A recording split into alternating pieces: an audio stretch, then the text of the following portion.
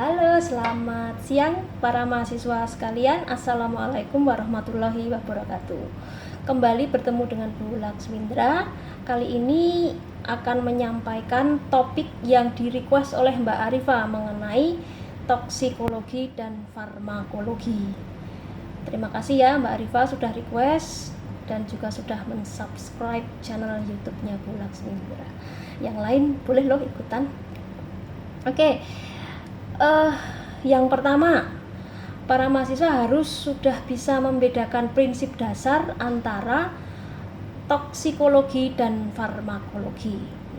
Jadi kalau toksikologi, titik beratnya adalah derajat ketoksikan atau tingkat keamanan suatu bahan terhadap kondisi fisiologis suatu organisme, dalam hal ini adalah hewan dan manusia.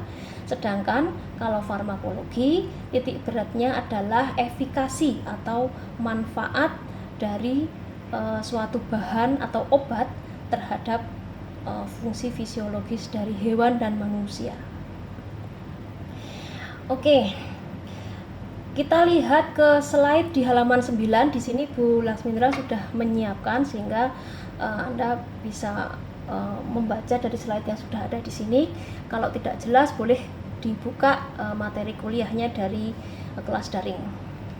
Di sini disebutkan bahwa ada beberapa cabang atau subdisiplin ya, mengenai toksikologi. Salah satunya mungkin sudah disampaikan di lab ekologi ya, mengenai environmental toksikologi atau toksikologi lingkungan. Nah, apa yang akan disampaikan di kelas fisiologi hewan terapan ini bukan toksikologi yang sudah diajarkan oleh Pak Andika dan rekan-rekan di laboratorium ekologi, tetapi di sini adalah lebih menjelaskan tentang deskriptif toksikologi ya, atau pengumpulan data-data toksisitas pada individunya ya, bukan lingkungannya. Tapi keduanya akan saling mendukung karena di lingkungan bisa juga itu adalah organisme targetnya, misalnya insektisida, organisme targetnya adalah insekta atau serangga atau hama, tetapi Pak Tani bisa menghirup insektisida sehingga berdampak pada fisiologis Pak Tani tersebut. Nah, yang dipelajari di deskriptif toksikologi adalah toksisitasnya Pak Tani, dalam hal ini menggunakan model hewan ya, bisa rodensia atau non rodensia, mamalia non primata maupun primata. Oke. Ambil nafas dulu. Ya, jadi dari berbagai macam subdisiplin toksikologi yang ada di sini, ini tujuannya bermacam-macam. Nah, untuk toksisitas sendiri atau uji toksikologi dalam hal ini adalah deskriptif toksikologi, tujuannya tidak lagi hanya mencari lethal dose atau lethal concentration, yang berarti dosis atau konsentrasi suatu bahan yang menyebabkan kematian sebanyak 50% pada kurun waktu tertentu ya, atau LD50, LC50. Tapi lebih dari itu, deskriptif toksikologi juga akan menjelaskan seberapa efek tersebut tetapi tidak sampai menimbulkan kematian, yang disebut sebagai efek subletal. Jadi organisme hewan ataupun manusia bila mengalami keracunan itu kan tidak harus mati ya. Jadi bisa saja hidupnya itu menderita atau setengah mati lah ya istilahnya ya. Jadi sakit tapi tidak sampai mati ya. Nah, di situ efek-efek apa yang dipelajari? Menimbulkan sakit tetapi tidak sampai menimbulkan kematian, namanya efek subletal. Oke, kemudian metode uji toksisitas ya, bisa dibedakan menjadi dua, yaitu uji klasik dan uji menurut OECD. Kepanjangan OECD apa bisa dicek kembali di slide masing-masing ya. Sepertinya di sini juga ada. Oh, enggak ada. Nah, ini dia ya, di OECD. Nah, perbedaannya yang pertama adalah mengenai jumlah hewan ya. Pada uji klasik menggunakan, kalau tidak salah itu minimal 24 ekor hewan, rodensia biasanya, atau bisa juga ikan, atau bisa juga artemia dan yang lain-lain ya, yang untuk uji toksisitas. Jumlahnya banyak, dan ini tidak menganut prinsip 3Rs kan, reduce the animal. Maka toksisitas klasik ini mulai ditinggalkan, digantikan dengan toksisitas menurut OECD. Kemudian yang kedua mengenai pengelompokan hewan dan dosis. Tidak lagi misalnya 0, kemudian 10, 100, 1000 ppm ya, atau kemudian 10 mg per kilogram berat badan, kemudian tadi berapa ya? 10, kemudian 20, 30, dan dosis-dosis yang berdasarkan keinginan peneliti sendiri, tetapi di sini menurut OECD sudah ditetapkan dosisnya, jadi sudah ada panduan dan itu tidak banyak, minimal 3, nanti bisa dipelajari sendiri kalau memang berminat. Ya, yang pertama adalah perbedaannya jumlah hewan, yang kedua adalah pengelompokannya, kemudian yang ketiga tadi adalah dosis atau konsentrasi. Oh ya, ada PR ya. Nah, apa perbedaan antara dosis dan konsentrasi? Oke, cepat-cepatan bisa nanti ditulis di diskusi yang ada di kuliah ini gitu ya. Nanti kan videonya di-upload, nah di situ Anda bisa cepet-cepetan ya, nanti yang benar dan tercepat dapat hadiah gitu ya. Tapi hadiahnya bukan nilai ya. Enak banget ya. Jadi hadiahnya nanti hiburan saja, bahwa Anda memang senang dengan dengan materi ini. Grogi. Ya, kemudian yang keempat adalah mengenai parameter pengamatan. Jelas tadi tidak hanya kematian atau mortalitas atau lethal dose atau lethal concentration saja, tetapi juga efek-efek subletal ya. Misalnya diare ya, menyebabkan anemia ya, gagal organ ya, juga bisa menyebabkan hal-hal yang lain. Nanti parameter akan atau malah sudah ada itu di belakang slide, silahkan dicari sendiri nanti, kalau belum ya ditagih pulang. Oke, kemudian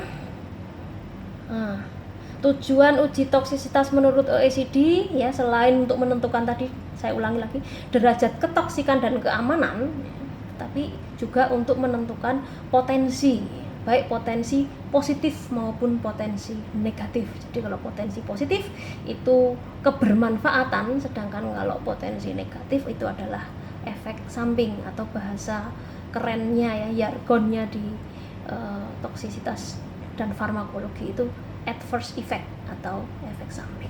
Nah, kemudian efek-efek tersebut dinyatakan tingkat toksisitasnya atau keamanannya itu menjadi 4 macam ya. Ada Noel, Soil, Loyal, Soil. Ya.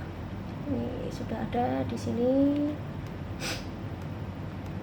Ini videonya santai saja ya, nggak usah pakai edit-editan ya, biar seperti di kelas. Oke, jadi di sini yang pertama Noel, dari kepanjangannya adalah No Observed Effect Level, yang berarti tidak ngefek, ya, tidak ada efek positif maupun negatif. Jadi bahan yang diberikan ke hewan uji itu tidak ada pengaruhnya sama sekali. Artinya ya diterima dengan baik oleh tubuh dan dimetabolisme, diekskresikan dengan baik, tidak mengakibatkan gangguan fisiologis. Tuh. Kemudian kalau ada A-nya berarti no observed adverse effect level.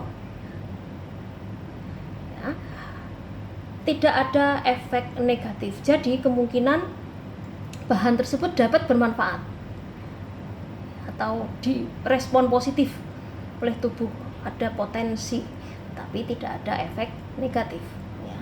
Kemudian loyal, L-nya itu dari kata low atau rendah, jadi adverse effect atau efek sampingnya rendah. Artinya ini kalau diuji secara matematis itu tidak signifikan ya. Ada perbedaan dengan kontrolnya tetapi tidak signifikan. Sedangkan yang soil, S-nya itu signifikan, berarti uji matematis menunjukkan bahwa ada efek yang signifikan. Berarti kalau itu uji toksisitas ya sudah masuk loel atau soil, maka ya hati-hati ya, meskipun efeknya itu sedikit atau tidak signifikan ya, tetapi berarti tetap ada efek toksik atau efek berbahaya, apalagi yang signifikan. Jadi harus diperhatikan.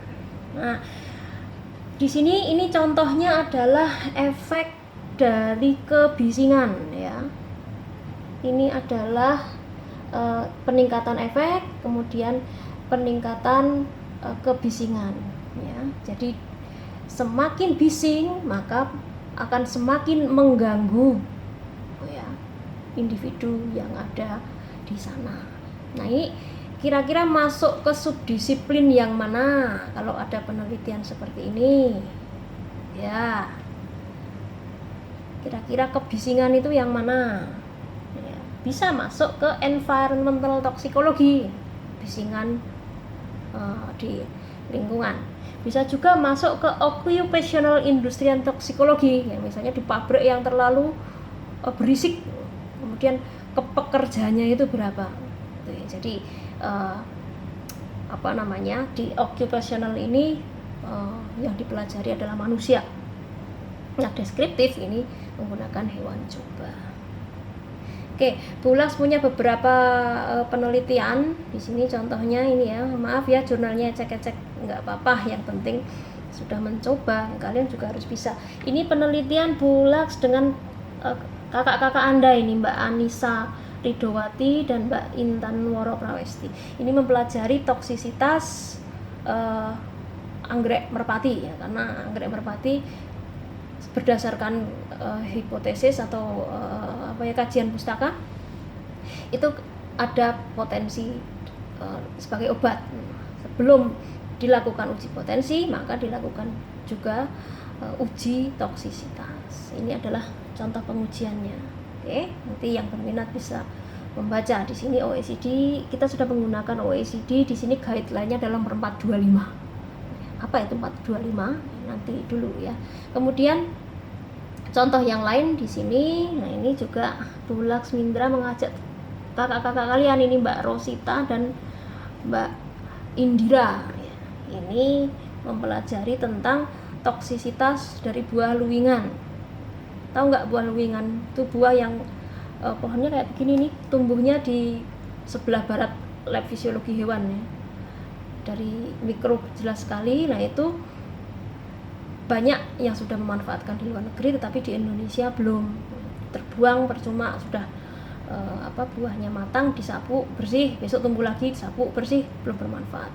Nah, kemudian kami mencoba potensinya, dan sebelum potensi dilakukan uji toksisitas ini gitu ya. Ini menggunakan nomor berapa itu ya. Nah, untuk nomornya tadi kok Bulaks menyebut 425 itu apa itu ya. Ini contoh saja uji-uji toksisitas yang sering dilakukan itu oral ya, dicekok. Nah, ini contohnya adalah yang dicekok. Ada yang banyak, ada inhalasi melalui penghirupan, ada yang topikal itu misalnya untuk salep ya, ada aerosol, ada macam-macam, tapi yang banyak dilakukan adalah oral. Sehingga di sini Bulaks Mindra menggunakan contoh oral ya. Di sini ada 420 ya, 423, 425. Ini adalah metode uji toksisitas oral yang akut yang diberikan selama 14 hari saja ya. 14 hari. COVID-19 itu juga isolasinya 14 hari. Kenapa ya? Karena secara alami tubuh akan merespon, memetabolisme atau melakukan tanggapan terhadap perubahan lingkungan yang luar ya, atau yang masuk ke dalam tubuh dalam jangka waktu 14 hari. Jadi kalau dalam waktu 14 hari tidak ada tanggapan yang kelihatan, yang nyata, berarti memang itu ditoleransi atau tidak dianggap sebagai ancaman oleh tubuh kita.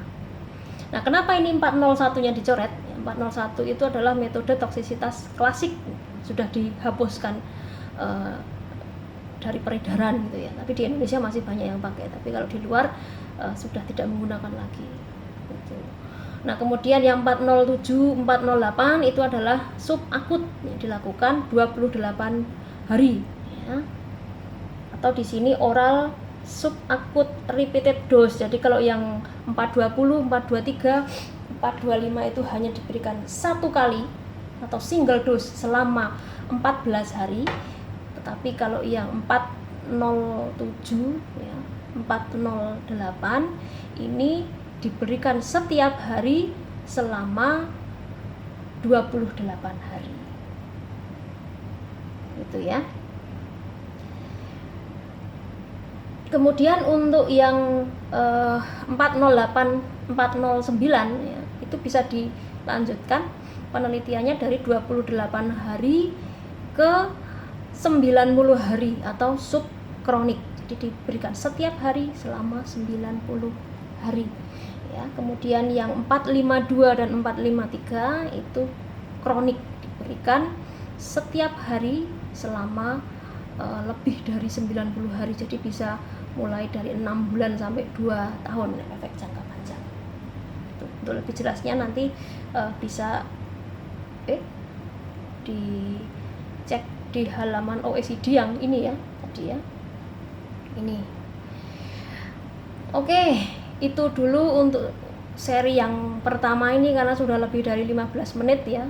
Jadi mahasiswa mungkin sudah bosan, sudah beberapa kali pause atau malah di rewind karena neranginnya kecepatan gitu ya. Oke, kita istirahat dulu, lanjut di sesi yang kedua mengenai farmakologi. Oke, terima kasih sudah menonton video Bulak. Jangan lupa ya di like ya dan subscribe ya supaya dosennya senang nanti bikin video lagi. Oke, seperti itu. Untuk ada kekurangannya mohon maaf, masih grogi ya, mudah-mudahan nanti menjadi lebih baik lagi. Oke, selamat sore. Assalamualaikum warahmatullahi wabarakatuh.